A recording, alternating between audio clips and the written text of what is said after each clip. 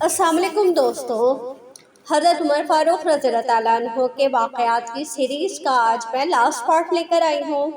इसमें मैं आपको हज़रत उमर फ़ारूक रज़ी अल्लाह ताला अन्हु की शहादत का वाक़या सुनाऊँगी। हुआ यूँ कि मदीना मुनव्वरा में मुग़य्यरा बिन शाबा का एक नसरानी ग़ुलाम फ़ैरोज़ निज़ामी था, जिसकी कुनियत अबू लौलौ थी। उसने एक रोज़ बाजार में हज़रत उमर फ़ारूक रज़ियल्लाहु ताला अन्हु से शिकायत की कि मेरा आका मुग़य्यरा बिन शाबा मुझसे ज़्यादा महसूल लेता है, आप कम करा दीजिए। उमर फ़ारूक रज़ियल्लाहु ताला अन्हु ने उससे दरियाफ़्त किया, किस कदर महसूल वसूल करता है? अबू लौलौ ने कहा, 2 दिरहम रोज़ाना। हज़रत उमर फ़ारूक रज़ियल्लाहु ताला अन्हु ने दरियाफ़्त फरमाया, तुम क्या काम करते हो? उसने कहा, आहनगिरी, नक्काशी और नजारी का काम करता हूँ।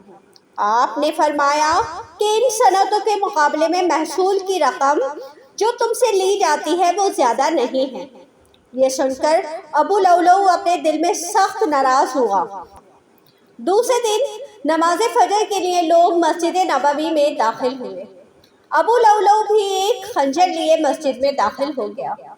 जब नमाज के लिए सफ़े दुरुस्त हो गई और उमर रज़ियल्लाहु ताला अन्हु इमामत के लिए आगे बढ़कर नमाज शुरू कर चुके, तो अबू लौलौ ने, जो मुसलमानों के साथ सफ़े अव्वल में खड़ा था, निकलकर हज़रत उमर फ़ारूक रज़ियल्लाहु ताला अन्हु पर खंजर के 6 वार किए, जिनमें से एक बार नाफ से नीचे पड़ा। हज़रत उमर फ़ारूक रज़ियल्लाहु ताला अन्हु ने फ़ौरन हज़रत अब्दुर्रहमान बिन औफ को खींचकर अपनी जगह इमामत के लिए खड़ा कर दिया और ख़ुद ज़ख्मों के सदमे से बेहोश होकर गिर गए। हज़रत अब्दुर्रहमान बिन औफ ने लोगों को उसी हालत में नमाज पढ़ाई कि उमर फ़ारूक रज़ियल्लाहु ताला अन्हु ज़ख्मी हालत में सामने पड़े थे। अबू लौलौ अपना वार करके मस्जिद नबवी से भागा। लोगों ने उसको पकड़ने की कोशिश की। उसने कई लोगों को ज़ख्मी किया और एक दूसरे सहाबी कुलैब बिन अबी वकीर को भी शहीद कर दिया। बिलाखिर गिरफ्तार कर लिया गया, लेकिन उसने गिरफ्तार होते ही खुदकुशी कर ली। नमाज फजर पढ़ लेने के बाद लोग हज़रत उमर फ़ारूक रज़ियल्लाहु ताला अन्हु को मस्जिद से उठाकर उनके घर लाए। आप रज़ियल्लाहु ताला अन्हु ने हज़रत सैयदना अब्दुल्ला बिन अब्बास रज़ियल्लाहु ताला अन्हु को बुलाया और उन्हें अपने करीब बिठाने के बाद उनसे पूछा, मेरी ख्वाहिश है कि मैं जान लूँ कि मुझे कत्ल करने वाला मुसलमान है।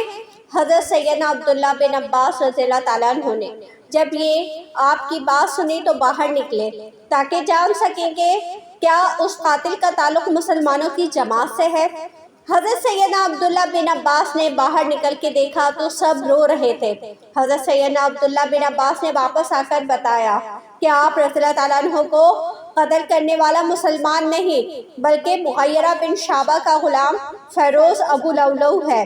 हज़रत सैयदना उमर फ़ारूक रज़ियल्लाहु ताला अन्हु ने जब हज़रत सैयदना अब्दुल्ला बिन अब्बास की बात सुनी तो अल्लाह का शुक्र अदा किया कि उनको कत्ल करने वाला मुसलमान नहीं है।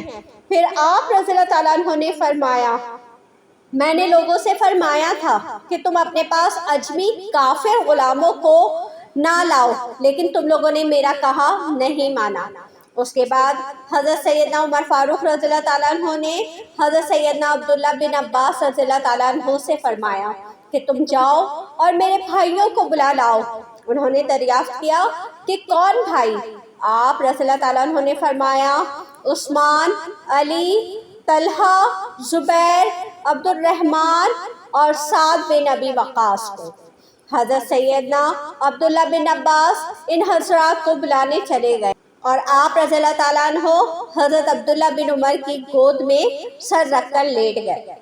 जब तमाम हज़रात इकट्ठे हो गए तो आप रज़ियल्लाहु ताला अन्हु ने उनको मुखातिब करते हुए फरमाया कि मैं आप 6 हज़रात को लोगों का सरदार और उनकी क़यादत करने वाला पाता हूँ और यह खिलाफत तुम हज़रात में छोड़ता हूँ, और जब तक तुम में इस्तकामत रहेगी लोगों को भी खिलाफत पर इस्तकामत हासिल रहेगी, और जब तुम में इख्तलाफ होगा तो फिर लोगों में भी इख्तलाफ पैदा हो जाएगा।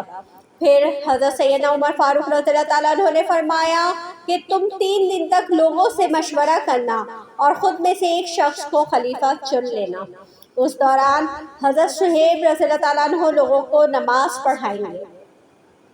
حضرت عبداللہ بن عمر رضی اللہ تعالیٰ عنہ فرماتے ہیں کہ پھر طبیب کو بلایا گیا جس نے آپ رضی اللہ تعالیٰ عنہ کو دودھ پینے کے لیے دیا، جو آپ رضی اللہ تعالیٰ عنہ کے زخموں سے باہر نکل آیا۔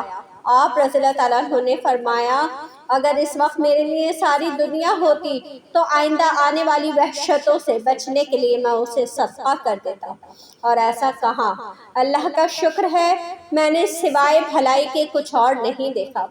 حضرت سیدنا عبداللہ بن عباس فرماتے ہیں کہ جب آپ رضی اللہ تعالیٰ عنہ کی بات سنی تو فرمایا کہ اللہ تعالیٰ آپ رضی اللہ تعالیٰ عنہ کو جزائے خیر دے۔ حضور نبی کریم صلی اللہ علیہ وسلم نے دعا فرمائی تھی کہ اللہ تعالیٰ دین اسلام کو آپ رضی اللہ تعالیٰ عنہ کے ذریعے مضبوط فرمائے، اور جب مسلمان مکے میں خوف میں مبتلا تھے تو آپ رضی اللہ تعالیٰ عنہ نے اسلام قبول کیا اور دین اسلام کو تقویت بخشی۔ آپ رضی اللہ تعالیٰ عنہ نے ہجرت کی، اور آپ رضی اللہ تعالیٰ عنہ کی ہجرت ہم مسلمانوں کے لیے فتح مکہ کا پیش خیمہ ثابت ہوئی۔ حضور نبی کریم صلی اللہ علیہ وسلم کے شانہ بشانہ آپ ہر غزوے میں شامل رہے اور اپنی بہادری کی جوہر دکھائے۔ حضور نبی کریم صلی اللہ علیہ وسلم کے وصال کے بعد حضرت سیدنا ابوبکر صدیق رضی اللہ تعالیٰ عنہ نے آپ کو اپنا وزیر مقرر کیا، اور ان کے وصال کے بعد آپ رضی اللہ تعالیٰ عنہ خلافت کے سب سے زیادہ اہل تھے۔ آپ رضی اللہ تعالیٰ عنہ نے اللہ تعالیٰ کے دین کا پرچم عرب سے نکال کر عجم میں بھی بلند کیا، اور آپ رضی اللہ تعالیٰ عنہ کی کوششوں سے بے شمار لوگ دائرہ اسلام میں داخل ہوئے۔ اللہ تعالیٰ نے آپ کے ذریعے اپنے دین کو وسعت عطا فرمائی، یہاں تک کہ آپ رضی اللہ تعالیٰ عنہ کو مرتبہ شہادت پر فائز کیا۔ حضرت عبداللہ بن عمر رضی اللہ تعالیٰ عنہ فرماتے ہیں کہ حضرت سیدنا عمر فاروق رضی اللہ تعالیٰ عنہ نے جب حضرت سیدنا عبداللہ بن عباس کا کلام سنا تو فرمایا اے عبداللہ کیا تم روز حشر میرے لیے گواہی دو گے؟ حضرت سیدنا عبداللہ بن عباس نے فرمایا بلا شبہ۔ آپ رضی اللہ تعالیٰ عنہ نے فرمایا سب تعریفیں اللہ تعالیٰ کے لیے ہی ہیں۔ پھر مجھ سے فرمایا میرا رخسار زمین سے ملا دو، اور پھر اپنا رخسار اور داڑھی زمین پر ٹیک دی۔ اس کے بعد آپ رضی اللہ تعالیٰ عنہ وصال پا گئے۔ حضرت سیدنا عمر فاروق رضی اللہ تعالیٰ عنہ نے اپنے صاحبزادے حضرت عبداللہ بن عمر رضی اللہ تعالیٰ عنہ کو ام المومنین حضرت سیدہ عائشہ رضی اللہ تعالیٰ عنہ کے پاس بھیجا کہ وہ انہیں حضور نبی کریم صلی اللہ علیہ وسلم اور حضرت سیدنا ابوبکر صدیق رضی اللہ تعالیٰ عنہ کے پہلو میں سپرد خاک ہونے کی اجازت مرحمت فرما دیں۔ حضرت عبداللہ بن عمر جب ام المومنین حضرت سیدہ عائشہ صدیقہ رضی اللہ تعالیٰ عنہ کے پاس پہنچے اور ان سے والد بزرگوار کی خواہش کا اظہار کیا تو انہوں نے فرمایا کہ یہ جگہ تو میں نے اپنے لیے رکھی ہوئی تھی، لیکن میں عمر رضی اللہ تعالیٰ عنہ کی ذات کو خود پر ترجیح دیتی ہوں اور یہ جگہ ان کو عطا کرتی ہوں۔ حضرت سیدنا عمر فاروق رضی اللہ تعالیٰ عنہ کو جب بتایا گیا کہ ام المومنین حضرت سیدہ عائشہ صدیقہ رضی اللہ تعالیٰ عنہ نے جگہ مرحمت فرما دی ہے تو آپ رضی اللہ تعالیٰ عنہ نے اپنے بیٹے حضرت عبداللہ بن عمر سے فرمایا کہ میرے سر کے نیچے سے تکیہ ہٹا دو تاکہ میں اپنا سر زمین سے لگا سکوں اور اللہ تعالیٰ کا شکر ادا کر سکوں۔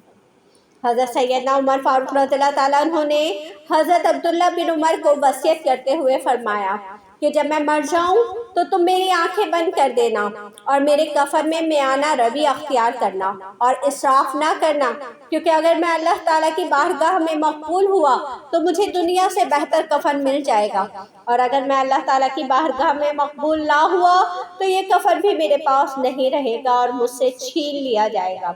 میری قبر کو زیادہ لمبی اور چوڑی نہ کرنا، کیونکہ اگر میں اللہ تعالیٰ کے نزدیک معتبر ہوا تو وہ میری قبر کو حد نگاہ وسیع کر دے گا، ورنہ میری قبر جتنی مرضی چوڑی ہو وہ اتنی ہی تنگ کر دی جائے گی کہ میری پسلیاں ٹوٹ جائیں گی۔